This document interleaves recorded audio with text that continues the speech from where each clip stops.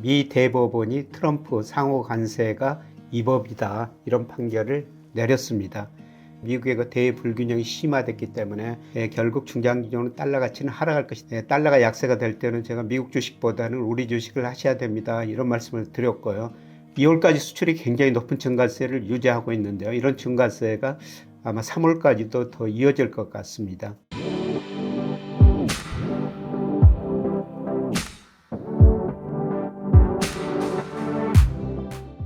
여러분 안녕하십니까, 김영희입니다. 최근 주요 금융 이슈 몇 가지를 살펴보고요.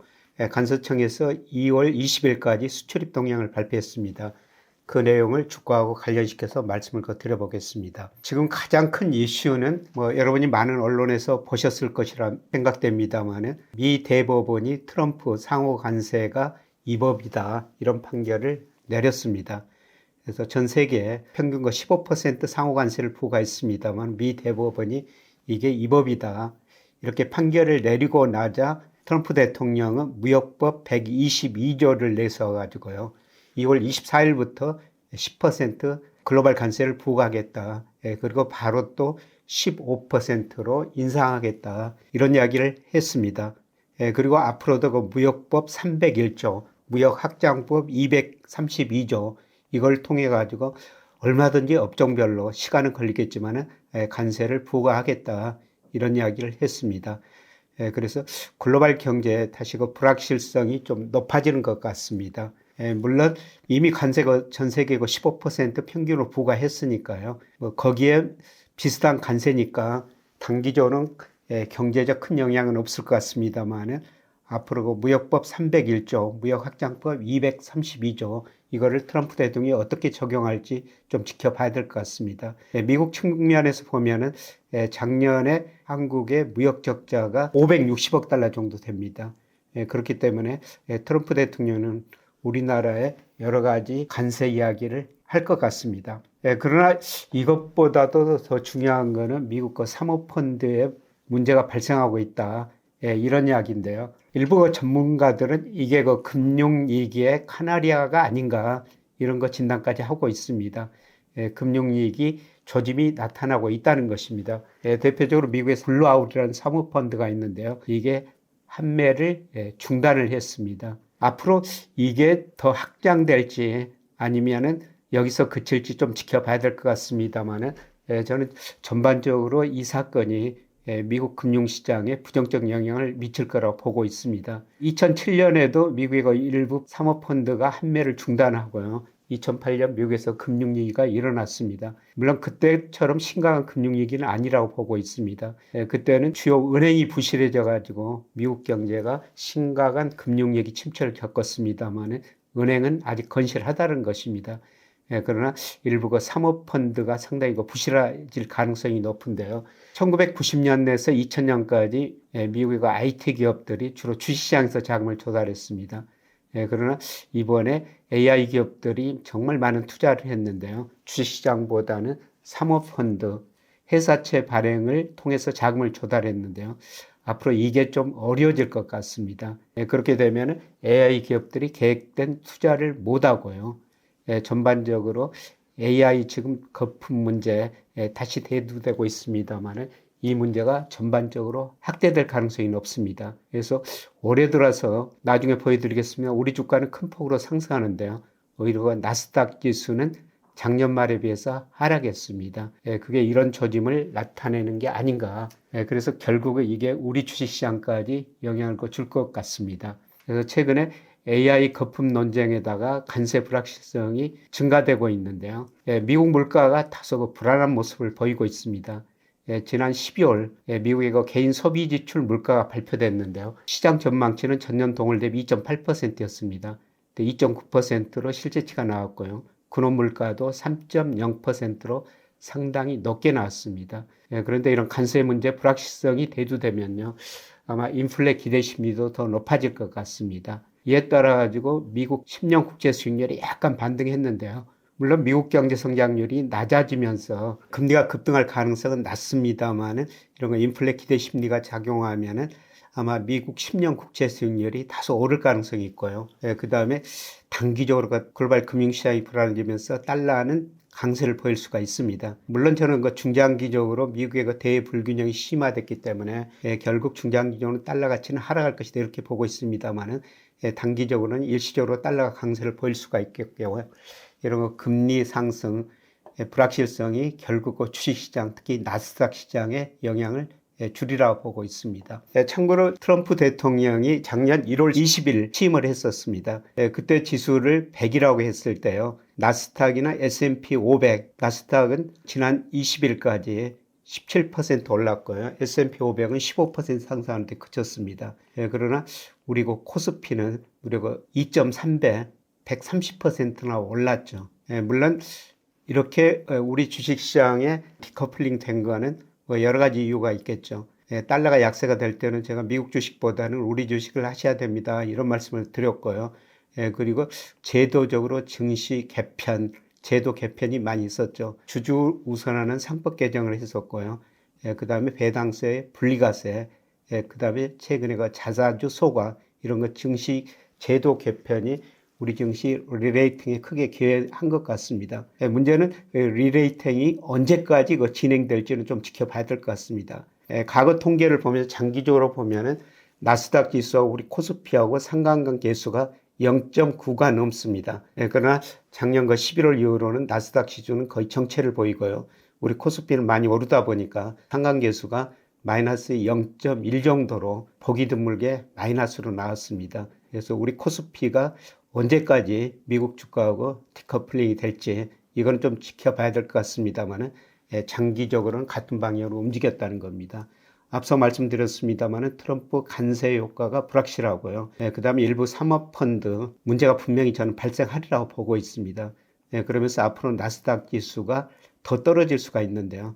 그럴 때 과연 우리 코스피만 오를 수 있는지 이거는 좀 지켜봐야 될 것 같습니다. 자, 이제 관세청에서 2월 1일에서 20일까지 수출입 동향을 발표했습니다. 수출 굉장히 좋습니다. 우선 조업일수가 작년보다 설 연휴 때문에 2.5일이 줄어들었어요. 그럼에도 불구하고 수출 증가율이 23.5%입니다. 그리고 수입도 11.7% 증가했고요. 특히 일평균 수출 금액은 33.5억 달러입니다. 제 예상치 28억 5천만 달러보다 훨씬 웃돌고 있습니다. 아마 우리 기업들이 설 연휴 이전에 좀 밀어내기 수출을 하지 않았을까. 그래서 이번 주 5일 수출입 통계를 좀 살펴봐야 될 것 같습니다. 2월까지 수출이 굉장히 높은 증가세를 유지하고 있는데요. 이런 증가세가 아마 3월까지도 더 이어질 것 같습니다. 수출은 월별로 변동이 심하기 때문에요. 제가 수출 증가를 3개월 이동 평균을 그렸는데 저는 2분기 이후 특히 하반기 가서는 수출 증가세가 둔화될 거로 보고 있습니다. 우리가 수출에 선행하는 대표적인 변수 중에 하나가 OECD에서 발표하는 G20 선행지수입니다. 아마 이게 1분기에 정점을 치고 하락할 가능성이 높습니다. 이거는 좀 더 지켜봐야 될 것 같습니다만은 어떻든 2분기 이후 하반기로 갈수록 OECD G20 선행지수 하락하고 우리 수출 증가세도 둔화될 수 있다. 이렇게 내다볼 수가 있겠습니다. 품목별로 보면 여전히 반도체가 잘 되고 있습니다. 조업일수가 2.5일이 적었다. 이런 말씀을 드렸습니다만은 그럼에도 불구하고 반도체 수출이 134%나 증가했습니다. 석유 제품, 철강 제품 그동안 부진했는데요. 이게 약간 증가세로 돌아섰습니다. 그리고 IT, 컴퓨터 주변기기, 무선 통신기기 수출 증가세를 유지하고 있습니다. 그러나 상대적으로 부진하는 게 승용차 26.6% 감소했고요. 자동차 부품 20.7%나 감소했습니다. 그래서 중기 추이를 보고 제가 자산 배분을 하고 있는데요. 반도체 비중이 계속 늘어나고 있습니다. 작년에 24.1%였습니다. 우리 수출에서 차지하는 비중이요. 근데 올 1월 31.2%였는데 올 2월 20일까지 보니까 34.7%로 크게 증가했습니다. 그 다음으로 자동차 비중이 상대적으로 높은데요. 작년에 10.1%였습니다. 그러나 올 2월 20일까지 보니까 8.3%로 많이 줄어들었고요. 선박 비중도 축소되고 있습니다. 그래서 우리 수출 비중 보면은 반도체만 혼자서 올라가고 있고 다른 것은 상대적으로 축소되고 있다. 물론 다른 품목도 자동차를 제외하고 증가세를 전년 대비 증가하고 있습니다만 상대적으로는 반도체만 잘 되고 있다. 이렇게 볼 수가 있습니다. 국가별로 보면은 중국, 미국 쪽으로 수출이 많이 증가했습니다. 중국 쪽으로 30.8%, 미국 쪽으로 21.9% 증가했습니다. 중기적으로 보면은 중국 비중이 2018년 정점으로 작년까지는 계속 하락했었어요. 그런데 올 1월 올라가고 있고요. 2월에도 더 빠른 속도로 올라가고 있습니다. 미국 비중은 작년에 좀 줄어들었습니다만은 올해 뭐 관세, 그 다음에 미국 소비 증가세 둔화 이런 것들이 나타나면서 아마 미국 비중은 축소될 가능성이 높습니다. 장기적으로는 아세안 비중 늘어나고요. 2018년 정점으로 중국 비중이 감소하다 1월부터 증가세로 돌아섰습니다만은 올해 중국 비중은 계속 올라오고 미국 비중은 상대적으로 축소되는 이런 모습이 나타날 것 같습니다. 이거는 미국 경제가 지난 4분기 성장률이 1.4%로 나왔어요. 시장 예상치 2.4%보다 훨씬 낮게 나왔죠. 물론 그 내용을 보면 소비는 증가했습니다만 특히 연방정부 일시적인 폐쇄 때문에 정부 지출이 감소하면서 성장률이 낮게 나왔습니다만 아마 올해는 소비 증가세가 둔화되면서 미국 성장률이 낮아질 것 같습니다. 중국 경제는 올해 상대적으로 견조한 성장을 하고요. 미국 경제는 성장이 둔화되면서 우리 수출 비중에 그러한 모습이 계속 나타나리라고 보고 있습니다. 일평균 수출 금액하고 제가 코스피 관계를 늘 말씀을 드리는데요. 일평균 수출 금액이 33억 5천만 달러로 2월 20일까지 크게 증가했습니다. 그래서 제 예상치보다 훨씬 높은 증가세를 보였는데요. 이건 아마 설 연휴 때문에 우리 기업들이 미리서 수출을 내보낸 것 같습니다. 그래서 이번 주 수출 5일이 남았습니다만 아마 전반적으로 증가세가 둔화되지 않을까 이렇게 지금 보고 있습니다. 지난 1월에 우리 코스피가 일평균 수출 금액에 비해서 70% 이상 가대평가됐습니다. 가대평가 정도가 축소되는 과정이 전개될 텐데요. 그러려면 최근에 나타난 것처럼 일평균 수출이 증가하든지 코스피 상승세가 좀 둔화되든지 이런 거 두 가지 현상이 나타나야 될 것 같습니다. 그러나 제 생각은 코스피 수출에 비해서 가대평가 정도가 심하기 때문에 수출이 크게 증가하면서 이 괴리가 축소될 가능성은 좀 낮고요. 아마 2분기에 OECD G20 선행지수가 감소하면서 우리 수출 증가세도 둔화될 것이다. 이런 말씀을 드렸습니다만 수출 증가세 둔화되면서 코스피가 조정을 보이면서 이 괴리가 축소되지 않을까 그렇게 생각하고 있습니다. 2월 수출입 통계가 또 3월 1일 발표되는데요. 그때 발표되면 다시 한번 점검해 드리겠습니다.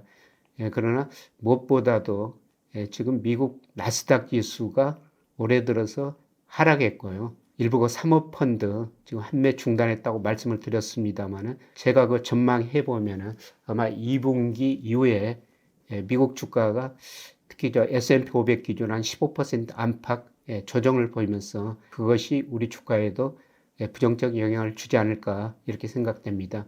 그래서 미국 사모펀드 동향 잘 살펴보셔야 될 것 같습니다. 데이터가 나오는 대로 말씀드리도록 하겠습니다. 고맙습니다. 최근 저를 사칭한 가짜 계정이 꾸준히 제보되고 있습니다. 저는 현재 공식적으로 운영 중인 유튜브 김영희 경제스쿨과 어스와 함께 진행하는 자산배분 포트폴리오 멤버십 그리고 실전 투자 교실에서만 여러분과 소통하고 있습니다. 제가 직접 말씀드린 이 공식 채널을 제외한 모든 카카오톡, 밴드, 텔레그램, 인스타그램 계정은 저를 사칭한 가짜이므로 구독자 여러분께서는 각별히 주의하시기 바랍니다. 이러한 사칭의 행위는 저의 성명과 초상을 무단으로 도용하여 여러분을 기망하는 명백한 범죄 행위나 다름없습니다.